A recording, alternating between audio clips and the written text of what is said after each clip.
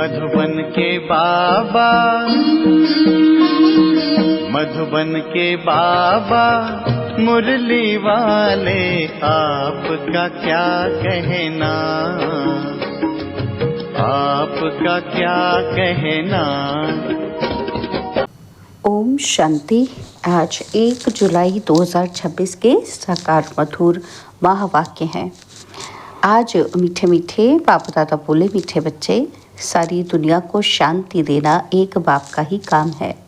इसलिए कहते हैं हे शांति देवा, तो प्राइज भी बाप को मिलनी चाहिए। बाबा ने कहा मीठे बच्चे, सारी दुनिया को शांति देना एक बाप का ही काम है। इसलिए कहते हैं हे शांति देवा, तो प्राइज भी बाप को मिलनी चाहिए। बाबा ने आज प्रश्न पूछा कि कौन से बच्चे बाप को पूरा पूरा फॉलो कर सकते हैं। तो उत्तर में बाबा ने समझाया कि जो बाप के समान पावन बनते हैं वही पूरा पूरा फॉलो कर सकते हैं, और दूसरा कि जो पक्के आशिक बने वही मुझ माशूक को फॉलो कर सके। ऐसे आशिकों को ही मैं साथ में ले जाता हूँ। इसलिए शास्त्रों में दिखाते हैं कि गऊ का पूंछ पकड़ने से पार हो जाएंगे। अब यहाँ गऊ की या पूंछ की तो बात ही नहीं है। मुरली का गीत है तो प्यार का सागर है। ओम शांति। बाप दादा दोनों है ना। अब ये तो बच्चे जानते हैं कि आत्माओं का बाप शिव बाबा है। यह भी तुम जानते हो कि मैं पतित पावन हूँ, मैं निराकार हूँ, तुम भी निराकार हो, शांत स्वरूप हो।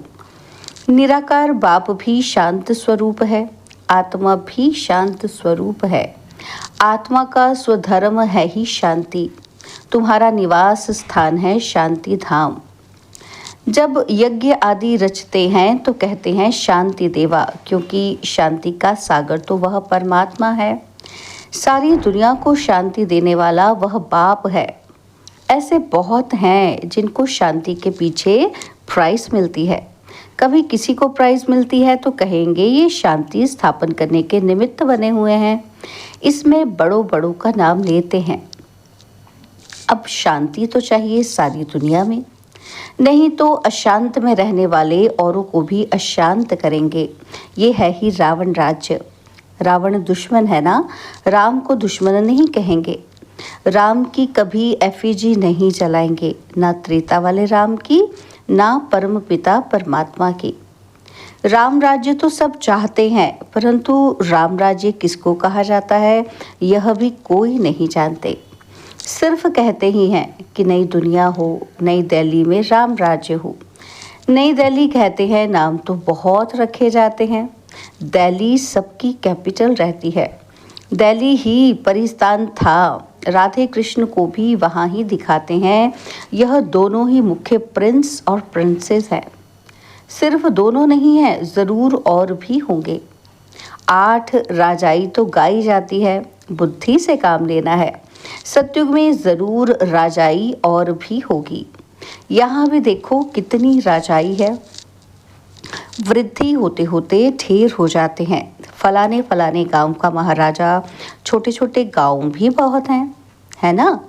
तो सतयुग में इतने थोड़ी थे, वहाँ तो लक्ष्मी नारायण का ही नाम बाला था। 2500 वर्ष उन्हों का राज्य चला है। मनुष्य कहते हैं लाखों वर्ष हुए। विचार की बात है। ये है आत्माओं के लिए भोजन। बाप यह रूहानी भोजन देते हैं तुम्हारी बुद्धि को, आत्मा को। अब तुम्हारी बुद्धि का ताला खुला है। ऋषि मुनि आदि सब कहते थे कि हम रचता और रचना को नहीं जानते हैं। अब तुम बच्चे ऐसे नहीं कहेंगे, तुम तो रचता और रचना के आदि मध्य अंत को जानते हो। तुम अपने 84 के चक्र को जान गए हो। आदि में तुम देवी देवता थे और फिर मध्य में रावण की प्रवेशता होने से विकारी बन गए हैं।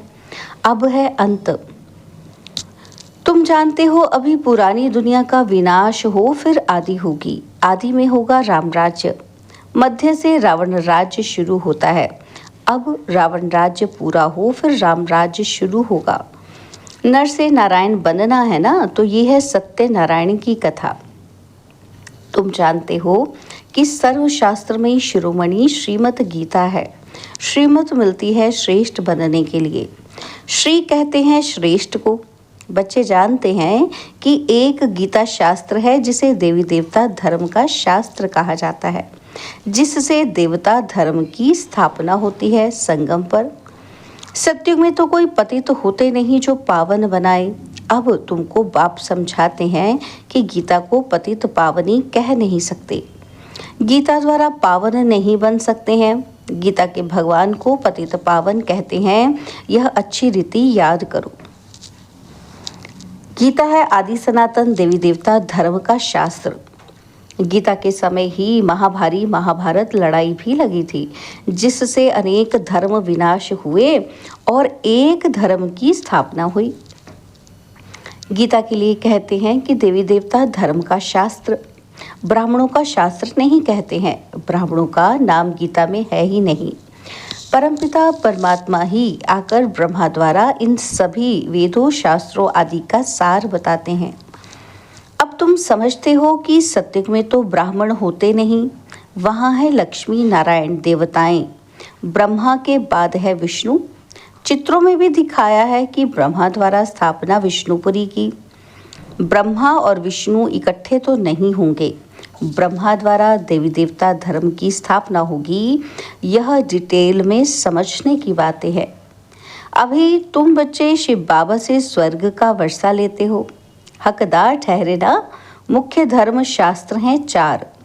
श्रीमद् भगवत गीता है नंबर 1 शास्त्र, जिससे नंबर 1 धर्म की स्थापना होती है। और फिर होते हैं इस्लामी बौद्धि। एक गीता ही है जिसमें श्रीमद् भगवत गीता लिखा हुआ है, और कोई शास्त्र में श्रीमत नहीं है। श्रीमत इस्लामी व श्रीमत बौद्धि शास्त्र नहीं गाया जाता। श्रीमद् भगवत गीता है ही एक।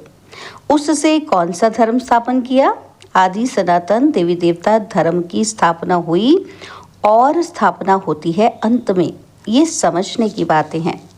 अभी बाबा हमको टीचर के रूप में पढ़ाते हैं, तो ये बुद्धि में रहना चाहिए कि बाबा हमारा बाप है, टीचर भी है। बाबा पढ़ाई से सर्व की सदगति करते हैं, तो सतगुरु भी ठहरा। बाप को सभी याद करते हैं। अब गीता में श्री कृष्ण का नाम डाल दिया है, वह तो ज्ञान का सागर है नहीं। उनको ज्ञान के सागर बाप ने ऐसा बनाया है, तो वह टीचर भी है। यहाँ तुम नई बातें सुनते हो। शास्त्र आदि तो बहुत पढ़ते सुनते आए, अब तुम बाप द्वारा डायरेक्ट सुनते हो। आगे सब शरीरधारी मनुष्यों के द्वारा सुना था। अभी तुम समझते हो कि हम आत्मा असल में अशरीरी थे, और पीछे फिर शरीर धारण किया है।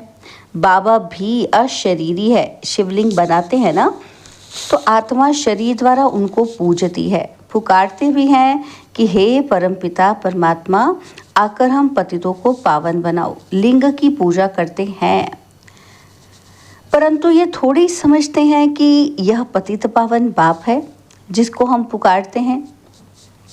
शिव भगवान है, ईश्वर है, बस ऐसे ही याद करते हैं। उनको बाबा कहें तो बुद्धि में आए कि बाबा से वर्षा मिलना चाहिए। हमको वर्षा मिला है तब हम पूजते हैं। भारतवासियों को वर्षा मिला ज़रूर है, कब मिला ये भूल गए हैं। अब तुम बच्चे समझते हो। बाबा कहते हैं हम बाबा के पास आए हैं। शिव बाबा ब्रह्मा तन में आकर समझाते हैं। त्रिमूर्ति का नाम बाला है। त्रिमूर्ति मार्ग नाम भी रखा है।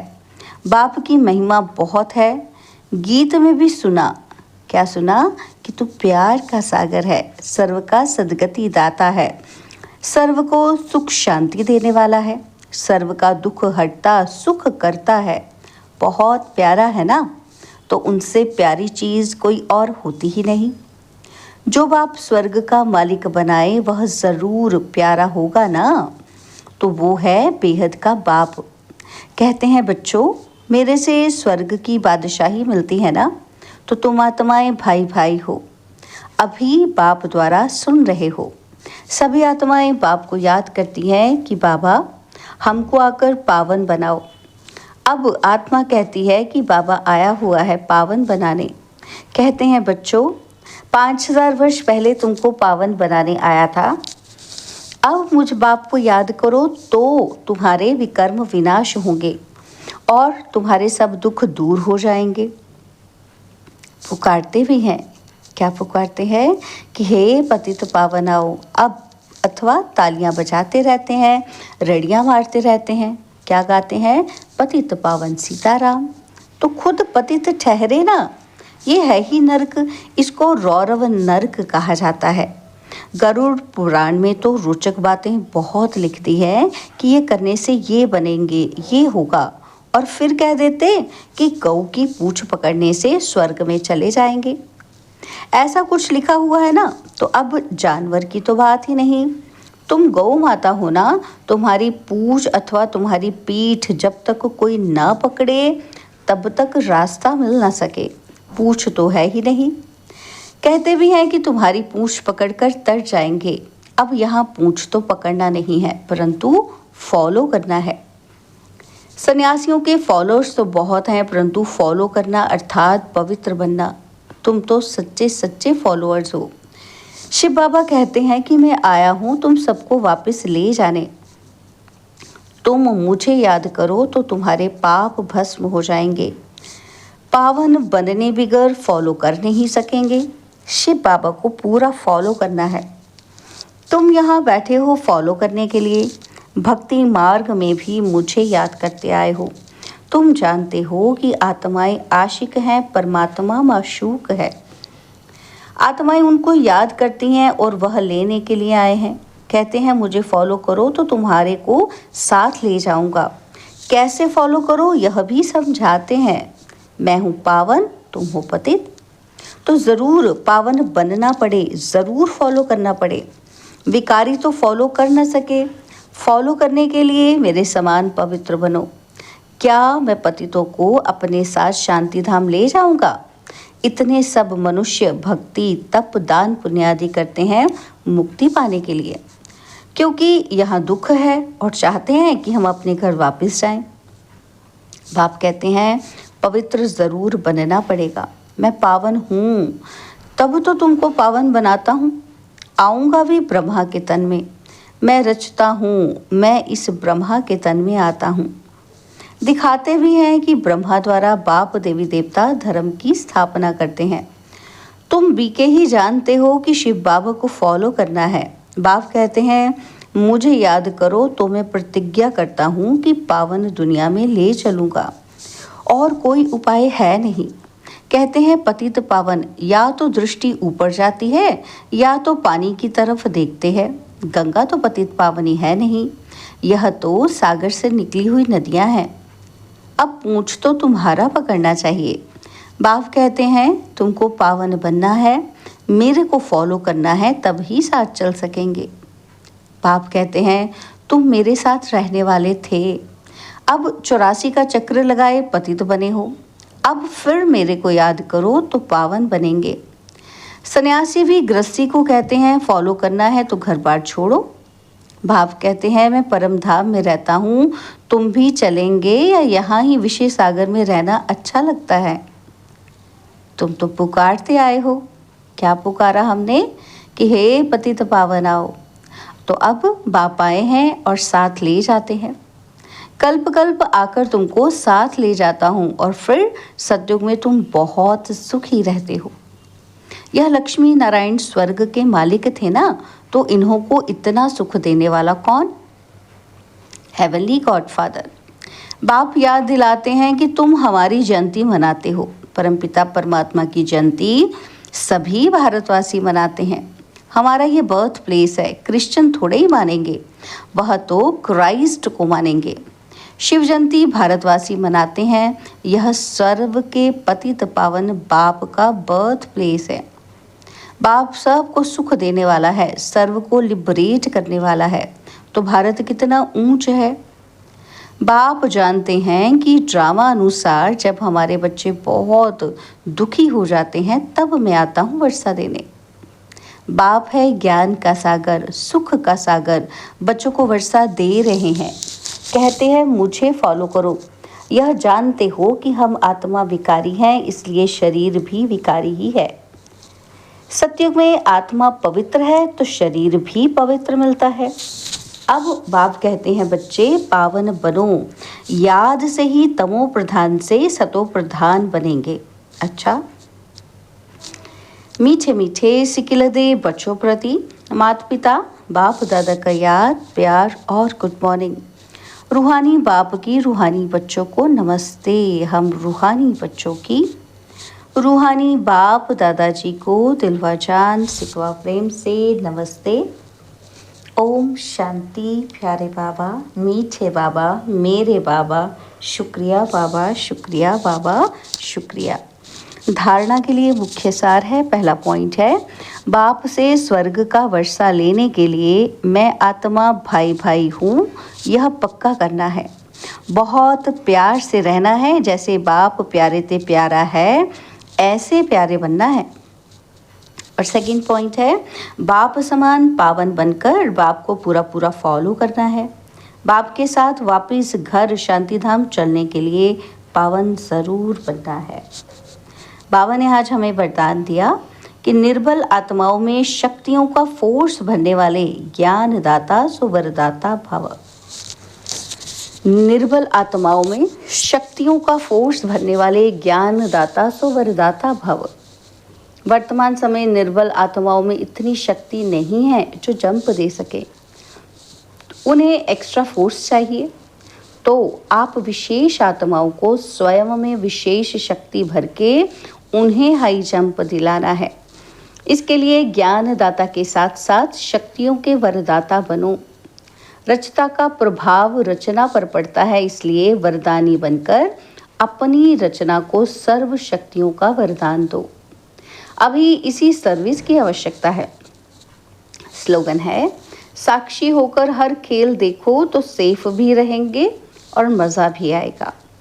बाबा के अव्यक्त इशारे हैं, ज्वालामुख स्वरूप स्थिति में रह शक्तिशाली याद का अनुभव करो। तो बाबा कहते, आप महान तपस्वी आत्माएं ज्वाला रूप शक्तिशाली याद द्वारा प्राप्ति के किरणों की अनुभूति करो और कराओ। आपका तपस्वी स्वरूप औरों को देने का स्वरूप है। जैसे सूर्य विश्व को रोशनी देने की और अनेक विनाशी प्राप्तियों की अनुभूति कराता है, ऐसे आप भी अपने तपस्वी स्वरूप द्वारा शांति और शक्ति की किरणें देते रहो। अच्छा, ओम शांति।